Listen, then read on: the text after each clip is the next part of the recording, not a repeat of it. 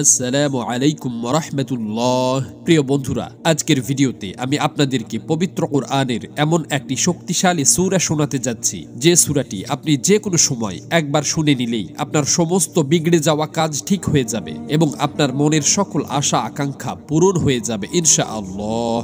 হ্যাঁ প্রিয় বন্ধুগণ, আপনারা ঠিকই শুনছেন। এই সূরাটি আপনাদেরকে শুধুমাত্র মনোযোগ দিয়ে শুনতে হবে, কষ্ট করে পড়তে হবে না। এই সূরার ফজিলত এবং বরকতে মহান আল্লাহ তাআলা আপনার সকল হাজত, সকল অপূর্ণ আশা পূরণ করে দিবেন এবং সকল অভাব অনটন ও দুঃখ কষ্ট দূর করে দিবেন ইনশাআল্লাহ।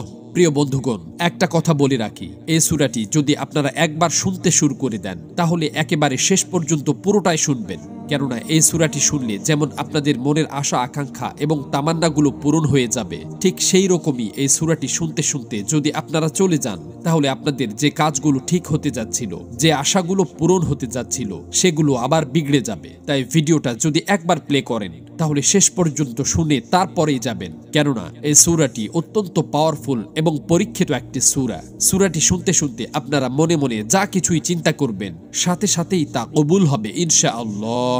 প্রিয় বন্ধুগণ, এজন্য আমরা সূরাটি শুনতে শুনতে মহান আল্লাহর কাছে আমাদের মনের আশা আকাঙ্ক্ষাগুলো পেশ করতে থাকব ইনশাআল্লাহ।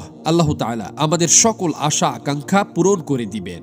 মহান আল্লাহর কাছে দোয়া করি, হে আল্লাহ, যারা পবিত্র কোরআনের এই সূরাটি শোনার জন্য বসে আছে, আপনি তাদের মনের সকল আশা আকাঙ্ক্ষা এবং সকল হাজত গায়েব থেকে পূরণ করে দিন, আমিন। কমেন্ট বক্সে আপনিও আমিন লিখে দোয়াতে শরীক থাকুন, কেননা কে জানে যে কার দোয়া কখন কবুল হয়ে যায়। তো চলুন সূরাটি শুনে নেওয়া যাক।